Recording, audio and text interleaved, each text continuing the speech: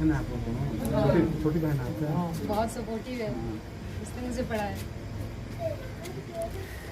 पहले से टीचर में बीपीएससी इस लक्ष्य के बारे में? हाँ, मैंने बीपीएससी की प्रिपरेशन सेल्फ स्टडी से करी है और इसमें मेरी सबसे ज़्यादा मेरे पेरेंट्स का, क्योंकि मैं एक लोअर मिडिल क्लास फैमिली से बिलोंग करती हूँ, तो मेरे पेरेंट्स ने बहुत मेहनत से मुझे यहाँ तक पहुँचाया है। इसके अलावा मेरी सिस्टर जो मुझसे छोटी है लेकिन उसने घर की जिम्मेवारियाँ मुझसे पहले ली है, उसने मुझे पढ़ाया। इसके अलावा कुछ भैया लोग हैं जो काफ़ी सपोर्ट किए मुझे इस जर्नी में। और आपने जैसे आपने पिछले साल दरोगा का जॉब हासिल कर लिया था, लक्ष्य वहीं तक सीमित हो जाता है, लोगों को लगता है कि अब ठीक है जॉब में आगे क्या मेहनत करना। आपके बारे में मैंने सुना कि आप इतने आत्मविश्वास से लवरेज थे कि आपने कहा कि नहीं दरोगा की नौकरी मेरे लिए पर्याप्त नहीं है, मुझे बीपीएससी में जाना है। हाँ, जब मैंने दरोगा क्वालिफाई किया था, एक्चुअली मेरा 69 प्रीलिम्स नहीं हो पाया था, तो उसके बाद एसआई का 1275 एसआई का वैकेंसी चल रहा था, तो उसमें मैंने 10 महीने दिए, मेरा सिलेक्शन हो गया। लेकिन मुझे था कि बीपीएससी तो करना है, ऑफिसर तो बनना है, लेकिन ऐसा बाद में पता चला बहुत सारे एसआई से बात करने के बाद कि उसमें पढ़ाई करने का टाइम थोड़ा सफिशिएंट नहीं होता, खास करके ट्रेनिंग के पीरियड में।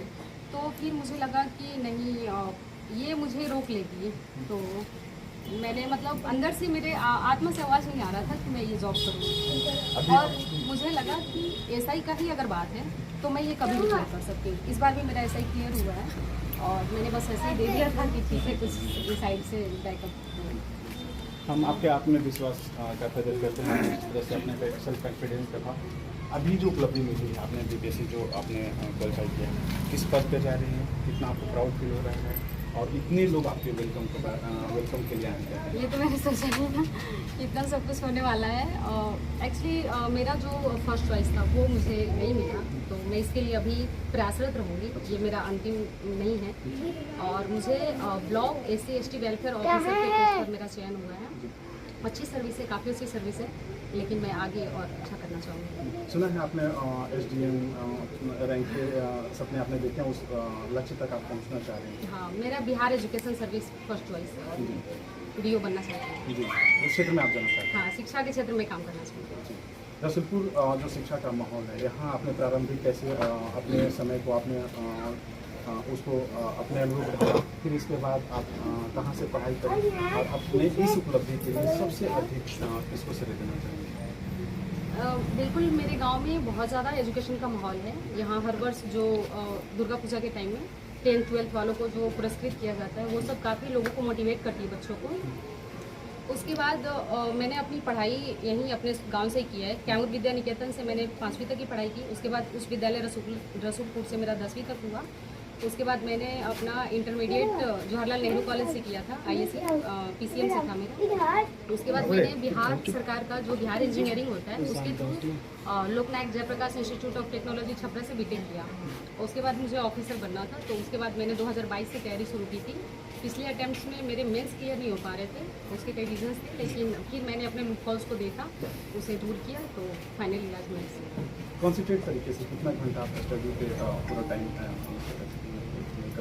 मैंने आज तक टाइम देख के मतलब अभी तक नहीं पढ़ा, सच बता रही हूँ सर, मैंने कभी नहीं पढ़ा। लेकिन हाँ, एक एवरेज अगर कहूँ तो 7 से 8 घंटे, क्योंकि प्रोडक्टिव स्टडी बहुत ज़्यादा नहीं पॉसिबल है। 7 से 8 घंटे में, बल्कि एग्ज़ाम टाइम में ऐसा हो जाता था कि 11-12 घंटे, थोड़ा खाने पीने का भी उस समय मुश्किल हो जाता है। मतलब जब 12-15 दिन बचते थे एग्ज़ाम के, तो फिर 12 घंटे तो हो जाते हैं। आप इस बात को जरूर बता सकते हैं कि जो आपके पीछे कैंडिडेट हैं और जो अपेयर होना चाहते हैं कंपटीशन में, उनके लिए आप क्या संदेश देना चाहेंगे जो अभी तैयारी कर रहे हैं इसको लेकर? इस एग्ज़ाम में सबसे ज़्यादा ज़रूरी है पेशेंस रखना। अभी इसी 70th की बात है कि 2024 में हमारा प्रीलिम्स हुआ था, 2025 में मेंस हुआ, 2026 में इंटरव्यू हुआ। तो आपको इस प्रोसेस के दौरान खुद को मोटिवेटेड रखना है, ये बहुत मुश्किल काम है। तो ठीक है, आप अगर सिविल सर्विसेज में जाना चाहते हो, आप सर्विस में जाना चाहते हैं, तो आपके अंदर ये पेशेंस होनी चाहिए। एक सवाल है कि जिस तरह से परीक्षा पेपर लीक आउट हो रहे हैं, जिस समय कभी लगा कि हम होपलेस हो रहे हैं, मेहनत मेरा बेकार चला जाएगा, जिस तरह से अभी एजुकेशन क्षेत्र में माहौल है और काफ़ी मतलब अच्छी बात नहीं है, बहुत दुख होता है सुन करके। और ये काफ़ी इसमें सत्यता भी है, ऐसी कोई बात नहीं कि सभी बातें झूठी है, अफवाह नहीं है। लेकिन मैंने खुद को इतना प्रिपेयर किया है कि अगर वो लीक्स भी होते हैं तो मेरे रिजल्ट नहीं रुकने चाहिए। जैसे अभी SI का जो चल रहा है, इसके बाद में मेरे रिजल्ट्स हुए, तो ऐसा है कि खुद को इतना प्रिपेयर कर लिया कि मतलब आप में विश्वास मजबूत है तो कुछ हाँ, भी हो कुछ भी। हम फाइट करेंगे उसको। आपके जो पारिवारिक सदस्य हैं सबसे करीबी हैं जिन्होंने आपको मोटिवेट किया, मेहनत करी आपके लिए, आज सबसे अधिक प्राउड फील करें उनसे हमको बात करवाइए। मेरी सिस्टर है, क्योंकि चूँकि फैमिली मेरे मम्मी पापा बहुत ज़्यादा पढ़े लिखे नहीं हैं, तो जो पढ़ाई से रिलेटेड चीज़ें होती है वो मैं उनके साथ शायद नहीं शेयर करता। इमोशनली तो मैं बहुत कनेक्ट हूँ, लेकिन जो पढ़ाई की बातें हैं, जो छोटी छोटी बारीकियाँ हैं कि ये नहीं हो रहा है, वो नहीं हो रहा है, तो वो चीज़ें मेरी सिस्टर ने संभाली। उसने जब मैं सही का जॉब छोड़ने वाली थी तो पापा ने बोल दिया था कि ठीक है तुम्हारी मर्जी, अब करना चाहो ठीक है, नहीं। मम्मी को थोड़ा एक्सेप्ट नहीं हो पा रहा था, क्योंकि मम्मी इतना इमोशनली कनेक्टेड होती है, उसको लगता है कि हाँ एक बार इतनी मुश्किल से जॉब मिली है। लेकिन मेरी बहन ने बोला कि तुम जाओ, मैं तुम्हें पैसे भेजूंगी, इसकी फाइनेंशियल कंडीशन की कोई टेंशन नहीं करती। ये मेरे लिए बहुत हिम्मत की बात है, मतलब उसने बोला और फिर बात करवाइए।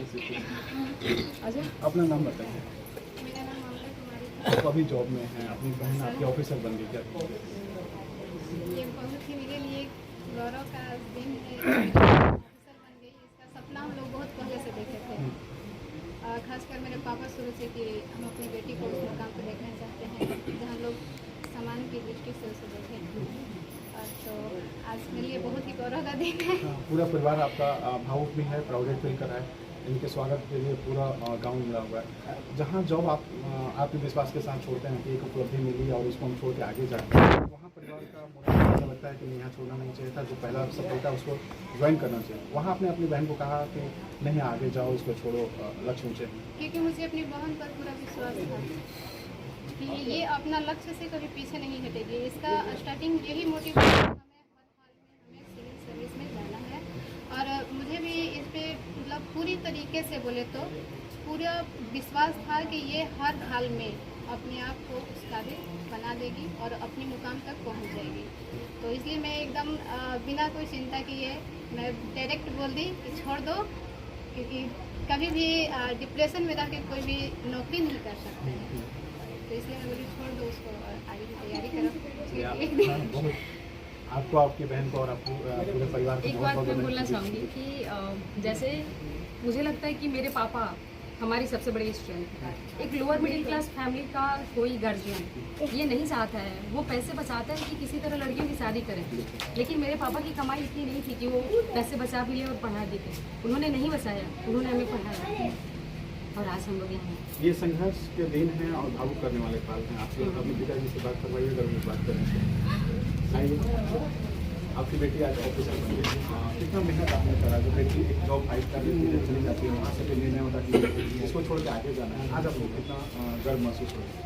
ठीक है, महसूस हो रहा है कि अपना पढ़ के अपना मुकाम पर चले गए। अब तो और पूरा फैमिली स्वागत के लिए खड़ी है। अब आगे भी जाना चाहते हैं, तो ये तो आप लोग का संघर्ष का ही दिन है कि आप लोग इतना मेहनत करा। धीरे देगी अपना कि इधर काम में लगा रहेगी या फिर अपना तैयारी करते रहेगी। पिता के लिए भावुक का पल है। आप लोग मिठाई उठाई खाइए, सेलिब्रेट करिए। हम कमिश्नर भाई को आगे लाना चाहते हैं। भैया, ये तो आप लोग की